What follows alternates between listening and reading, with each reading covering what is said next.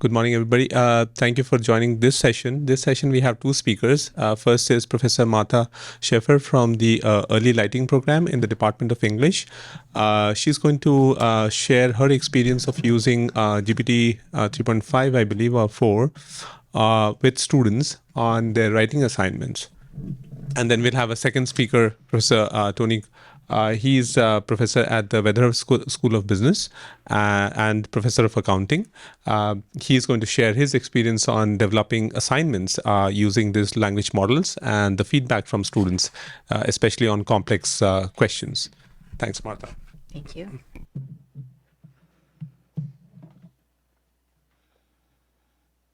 Make sure my right slides.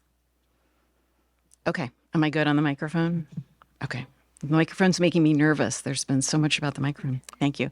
Well, it's a pleasure to be here. I'm happy to talk about being an early adopter of AI. I don't know how early I am to the game, but I thought today I'd talk a little bit about why I was an early adopter, if that's the term we're using, and how I became an early adopter. I'm the director of first-year writing at Case. I'm appointed in the English department. Most of my work is around writing assessment and how college students develop as writers, both in terms of their writing processes and their own sense of themselves as writers and their levels of confidence. So the why I adopted AI into my classes.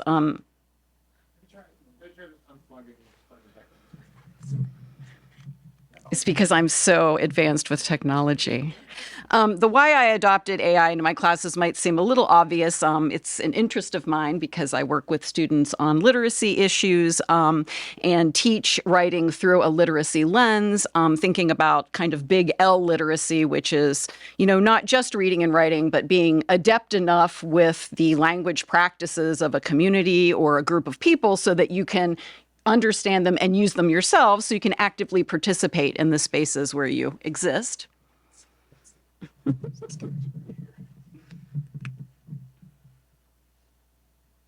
But a second motivator for me, I'll just keep talking.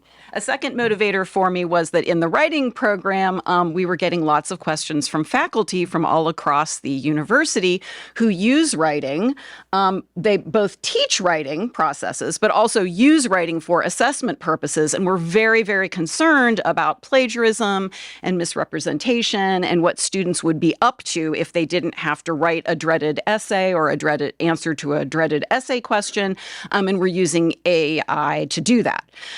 So we had lots and lots of conversations early on, which prompted, from my administrative position, the need to be up to date on things and to be providing materials and resources to people and answers to people's questions about that issue. I also was motivated to participate in adopting these things into my classroom because I see it as an opportunity for student writers, just like word processors, just like Grammarly, just like lots of things that have evolved over time. We see these as opportunities to give students access to writing, to give them knowledge and skills in a variety of composing processes that they will need in their educations and in their futures, and that really enable them as literate and, participatory citizens.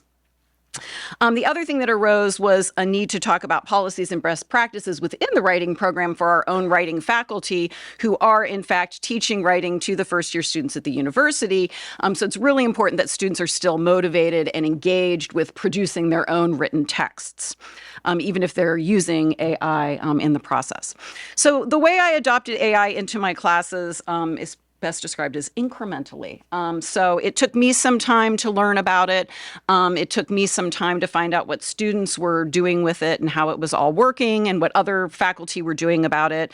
I also attended the big conference for the College Conference on Composition and Communication, who in conjunction with the Modern Language Association was working to generate policies and ideas for people.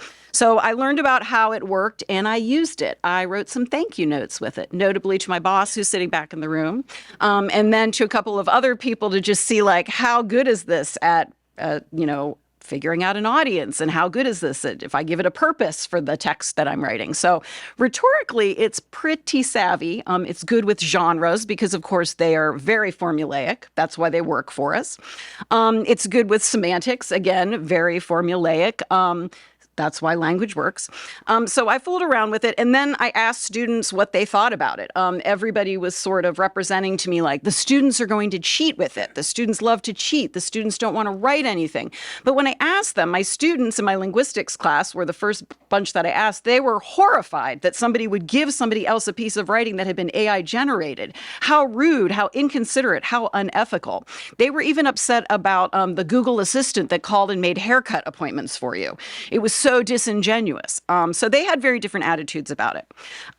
And then I started working with them in it to see, what are you doing with it? What's it producing for you? What's it producing for me? So lots of co-creation and collaboration, as many people have already talked about this morning. Then ultimately, I did an activity where we developed an AI policy as a community. I've done this before because I mostly teach in a seminar format. What's our civil discourse going to be composed of? How are we going to operate in the classroom? So we did this with an AI policy. And then we used AI in a variety of writing assignments at a variety of points in the writing process. And then ultimately, I developed a class that just finishing up today at the end of the semester called Writing in AI for the SAGES program, a university seminar, which attracted students from all the different disciplines who were really interested in AI. We started out exploring how is AI affecting writing as sort of a model for their own projects to say, how is AI affecting X discipline that I'm interested in, invested in, majoring in, intend to work in. And they produced some really wonderful projects. So I guess what I would suggest and what I learned along the way in terms of adopting AI into your classrooms is first just talk to your students about it. You might be very surprised about how much experience they do or don't have with it, what they know about it, what their attitudes are about it. They can teach you things, but you also may find some gaps in the knowledge that you might assume that they have with it. But it's important to talk to them about their attitudes and how they see it being useful and not useful to them or to anyone. I think it's also important, as has already been said, that you think about an AI use policy for your syllabus, and the writing program has some suggested policies if you need something to get started with, or I guess you could ask ChatGPT-4 and Copilot to give you an AI policy. But when you ask it, tell it what your class is about so that it makes sense for your class. There's no one size fits all with this, much like many other policies. Depends on whether you're teaching people to write, or you're using writing for assessment purposes, or you're doing something entirely different. Review that policy with students so they understand what the expectations are. And you might even think about creating that policy with students. They are, in fact, the future of all of this.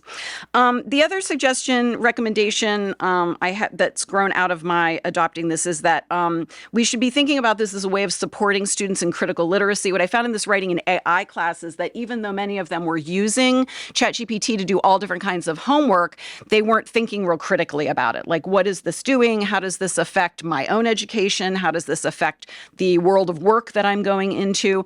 They need to be prompted and encouraged to explore what the implications of their own use and whole disciplinary uses of these things are. And you too might also want to think about the implications for your own field of study. And lastly, and I made this slide obviously before this morning, so use AI detectors with caution. Maybe I would revoke that now and say, don't use AI detectors. I love the point that you made earlier, Anne, about the detectors will always be behind the AI. And I also think that, really think ethically about what you're doing when you're using an AI detector. And I think there's other ways to find meaningful engagement with your students that will allow you to make good decisions about thinking whether AI is playing a role and whether that's permissible or not. I also wanted to share this wonderful resource. This is edited by Annette V and a couple other people. Annette V was the SADAR lecturer in the English department last fall. Did a great presentation on this book. This is a collection of activities that people have done in all disciplines, all kinds of classrooms, all across the university. It's free online through the Writing Across the Curriculum Clearinghouse that's run out of Colorado State. You can get into this book. You can find activities that you can modify, that you can just take out wholesale and apply in your class. But lots of really creative uses of AI if you're just thinking about becoming an early adopter or an early adopter yourself. And then just a couple of other things, resources for best practices and policies. You might think about whether you're teaching writing to think, if you're using writing to assess, if you're using writing to learn, and how AI might impact those things differently. The Writing at CWRU website has resources that we've curated for you. And then the MLA and 4C's Joint Task Force has some great policy papers on writing in AI, and they're sort of on the bleeding edge of this and about to come out with a third paper. The latest one's all about policies and working with the university at the university level. The first one's about working with students in the classroom. That's me. Thank you.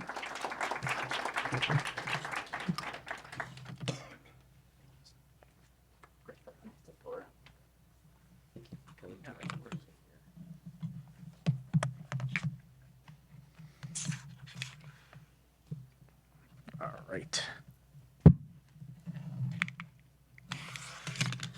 It's huge. There's so much stuff up here. Gosh. All right. Yep, okay. Oh my gosh, I make fun of all my students. I don't make fun of my students. I give my students a hard time when they use Macs all the time. Right? That's not what we use in business. Come on. All right, let's try this again. Okay, well, thank you for inviting me here. This is it's a lot of fun, and I've learned a lot already. This is going to sound a little repetitious in some ways. I'm going to be repeating some of the things we've already learned, but that's good in education, right? So, wait, did we just forward this thing? I titled this "Communicating with the Robot." So in the business world, I'm a relative Luddite standing next to some of my colleagues that you're going to see here, right? I use technology, but I'm not a technologist. And that's one of the things I try to teach my students, students in accountancy, a lot of technology in accounting, but we don't program, right? So we use technology, and that's what I want them to learn how to do. Communicate, use the tools. So that's what this is going to be about. I'm going to talk about a couple of classes that I use AI in. And I will tell you that I literally have used AI one day in each of my classes. So this is not a class on artificial intelligence. Neither of these classes are classes on artificial intelligence. The two classes that I have, both are flipped classrooms. So I don't do a whole lot of lecturing. In fact, I hate lecturing. I use PowerPoints only to put points on the board. I do pre-lectures. I have my students learn from LinkedIn Learning. I have them learn from videos that I've created myself. And then we get to the classroom, it's all just work, right? So I'll show you how I did that with the AI in both cases. And that's it. Lessons for the students, what I tell them right up front and what I reiterate over and over is artificial intelligence is not intelligent. You are, right? And so you need to use your brain to work with artificial intelligence. Artificial intelligence basically does what you tell it to do, at least in our scenarios. Okay, so first class, accounting information systems. This is my background. It's what I've been doing my entire professional career. Technology, the integration of technology in accounting. So this is just a few graphics of the things that we do in our class, but it really comes down to risks and how we manage risks. So some of the things I have up here are business process diagramming.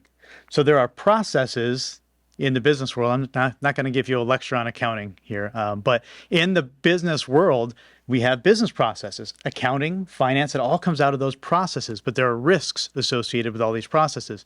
And when we integrate technology into those processes, there are even more risks. And a key in this class is internal control. Internal controls are the things that we use to manage risk, right? So that's a big part of this class. We also talk a lot about data. That's this bottom left diagram, how data work within an organization, how data work within the accounting infrastructure. I even do things like blockchain in the class, right? So it's kind of a survey of advanced technologies. Artificial intelligence is one of those things. And very similar to Martha, I introduced artificial intelligence over time in my classroom. Quickly, but over time. 3 semesters ago, artificial intelligence was a topic We talked about it. We talked about the cybersecurity risks of artificial intelligence, the fact that you can't put anything out there in a business setting onto the public domain without risks. 2 semesters ago, I said, well, maybe we should actually use artificial intelligence in the classroom. And then I completely revised the way we did it the next time around. So artificial intelligence in this class, accounting information systems, is an emerging technology. That's how we treat it. So one of the things I do, this is kind of pre-work, I do explain to the students through the pre-work what artificial intelligence is, and it's basically just a robot sitting in a room typing on a computer. It's not, obviously, we know it's not. But it's a system looking at lots and lots of data and updating itself every time it gets new data. Well, we've been using that for decades. So then I introduced the idea of generative AI and what that means. So very basic principles. I also asked them to read an article on prompt engineering. What is prompt engineering? And obviously I'll have to update this. One of the challenges with teaching any information systems class is that it's always changing. You know, you can't just teach debits and credits. You got to update it every semester. So this is one that I'll have to change. Prompt engineering is what I want my students to really, really learn how to do. Okay, so that's it. That's their background. Then they come into class on the day that we're talking about artificial intelligence, not knowing what we're going to do. And I give them a standard Professor Bucaro kind of a assignment. Document one internal control to meet this objective. There's a lot of words up here. The point is document an internal control. Now, in my class throughout, I lecture them on what's an internal control. It has to be very specific, right? It's a process. It's something we do to mitigate or manage risk. But to really describe it well, you have to tell me who's doing the control. Whether it's a person or a computer, I don't care, but someone's doing it. You've got to give me exactly what tools, what steps, what processes are taking place, how often or when does this happen, and how do we prove or show evidence that it's happening. A lot of stuff. Oh, and by the way, you can't do it in more than 2 sentences because there's too many students here. I don't have time to read all this. So 2 sentences. That's not the real reason. In the real world, unlike me, accountants are very concise, right? So keep it short, keep it simple. So throughout the semester, these are the lessons that they learn. Step 1 in class, document an internal control. Make sure you're following my rules, please. Step 2, every student in the class now go out to your favorite Gen AI and have it do the same thing. That's it. That's your instruction. You already got the background. You know what prompt engineering is. Have it create the AI for you. Make sure it's doing it in the right format. Make sure it's following the rules. You'd be amazed how many students just jump onto any ChatGPT and say, give me an internal control that meets this objective. Boom. It's this long. That's okay. That's the lesson. So this is what I'm teaching them. Prompt engineering. It takes them an hour to go through this process of negotiating with generative AI and tweaking it. And I walk around the room, we have discussions. After they've figured it out, they've worked on it for maybe 45 minutes. Then I say, all right, let's get together. I want everybody to start with their prompts. What did the tool ultimately give you? Let's get together in teams of 3 or 4 people and we'll compare them. And I want you to come up with the best one-shot prompt. Just, none of this 45-minute stuff. Take one shot, the perfect prompt to come up with an internal control. Eventually they do it. Well, they actually give me a hard time. Like, well, can you do it? Yeah, I can do it. And so I get up there and I show them. This is how you do it. You have to some of the students will just type in, I want you to make sure you answer the questions who, what, when, how. What is that? Who, what, when, and how? So when you type it out, you have to tell it exactly what that means. That's prompt engineering, at least the way I view prompt engineering. My prompts are this long to get a response that's this long. And that, frankly, is what I want the students to learn. So let me go back. So what did they learn in this particular case? The first thing that You can develop a prompt that gives you what you want, but you have to think about it, right? You can't just jump in and start typing. That's one of the lessons I want them to learn. Think. By the way, another really big concept in my class, critical thinking. Right? Accounting is very big in critical thinking. Finance, big in critical thinking. And that's what I want them to do. Think about things before you just jump in. At the end, that's what they said. I started by just putting this really simple prompt in, and they gave me a bunch of garbage. Okay. I mean, basically, it gave me a textbook answer. Well, of course, that's how it's been programmed. And then I asked it to tell me who, what, when, and how. I don't think it knew what I was talking about. Really? Okay. So how did you fix that? Well, we went through the whole thing that I just described. And then, oh, can you rewrite that in 2 sentences? Why didn't you ask all those things in the first place? I didn't think about it. That's what I want them to learn. So we had this great conversation. The other thing that they learned is when they created their own internal controls, they all came up with these great creative ideas to meet that objective. When they asked artificial intelligence to do it, there were about, 2 internal controls, 35 versions of it, but the same thing. So it's not creative. It doesn't give you a lot of variety, right? It's going to give you a textbook answer unless you're very specific. So those are the main lessons from that class. Okay. Second class, more technology focused. It's a 1-hour class. It meets 1 hour once a week for the full semester. I teaches, that's pushing it, because it's a flipped classroom.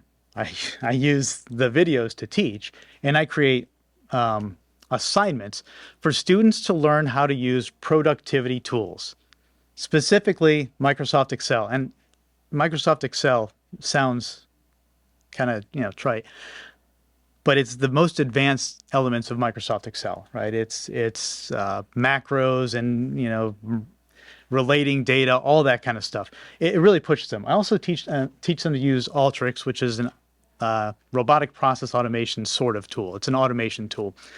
So pretty advanced stuff in this class, but it's really the same process. Go learn about some things in advance. I'm going to give you some assignments to really push yourself. I'm going to walk around the room and we're going to learn these things together. A specific class, or actually 2 classes in this case, the first time I have students record a macro. Anybody in here not know what a macro is in Excel? It's automation, right? You want it to turn all the cells red. You turn on recording, you turn all the cells red, you turn off recording. Every time you push the button from then on out, it turns all the cells red. So I didn't have them do anything quite that simple. But first class, record some macros. Second class, give them something much more complicated to do.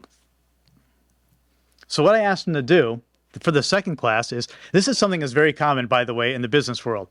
The technology people never want to give us data. I don't know why.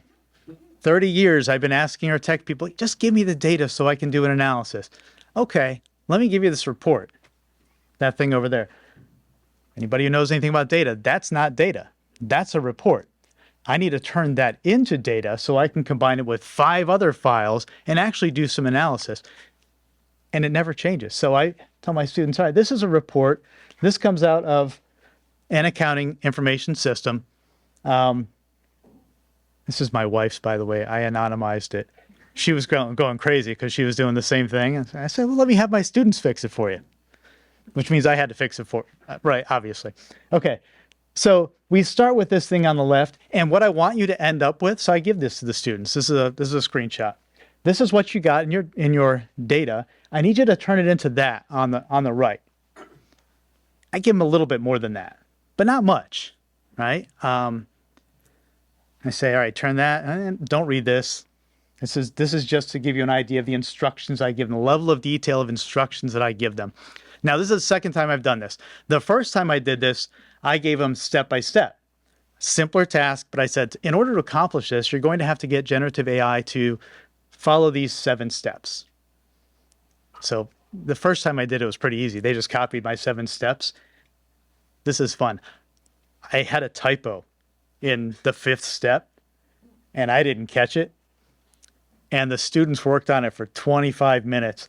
One typo in that step caused it to not work. You fix that typo and it worked the first time. Critical thinking. I said I did it on purpose. I really didn't. This time around, I gave them these instructions. I basically said, you're starting with this data. You need to end up in this data you're starting with that report. You need to end up with something like that. I gave them a few pieces of information. Now, this time, what I did is I said, this is about prompt engineering. So I'm going to give you my first prompt, the very first thing I asked Copilot to do. And then I said, I worked on this for 7 or 8 hours. And they all went, oh my God, because it's a 1-hour class. And I said, but don't worry. When I was done, I asked Copilot, hey, if I had just asked you one really good prompt at the beginning to get to where we are now, what would it have been? And so it gave me this prompt. So I gave that to my students because I knew it wasn't going to work anyway. So here's my first one. Here's the one that the Copilot gave me at the end. Go to town. Have fun. It still took them about an hour to get there. This is ultimately what they have to end up. Now, the point here is this is not a programming class. I'm not a programmer. I couldn't write this if I had to. That's why Excel records things. This is too complicated for them to record it. It's also not something they should know. But this is the end product, for at least for mine that I know works. They don't get this. But I do show it to them to kind of scare them a little bit. I said, this is coding. You have to learn Visual Basic coding. Their pre-work included very basics about VBA, Visual Basic. But I do tell them, I don't expect you to learn how to do it. You're going to use generative AI to do it. So that's what they did. They have no real VBA training. They use artificial intelligence. What did they learn from this? Shockingly, what they learned is I can't just start typing in generative AI. Same lesson, right? In this case, I even tell them at the beginning of class, here's the assignment. What I want you to do, the first thing I want you to do is just sit there and think. I want you to think about the step by step that you're going to tell the system to do. I even want you to take notes. Write down some bullet points. These are the things you're going to have generative AI do. Do you know how many did that? 0. Do you know what they did? They just started typing. So an hour later, end of class, they're all still kind of struggling. And they said, well, can you do it? And I said, well, sure. So I got up there and I typed and I said, what did I tell you to do? List everything out? Okay. I listed everything out and I typed it out and it worked the first time. That's the lesson. Had you thought about it for 5 to 10 minutes, I'm sorry, this year it didn't work the first time because I gave them a more complicated task. This time it took a couple of iterations. Last semester when I did it, exact same scenario. I typed it out, not showing off. Again, I'm a Luddite, right? But when you think it through and list out the things you want it to do, when you engineer your prompt properly, you can get the right answer the first time. And again, that was the lesson for them. And that's what they realized toward the end. Oh, you mean if we listen to you? Anyway, so that's all for me. So thank you very much for having me.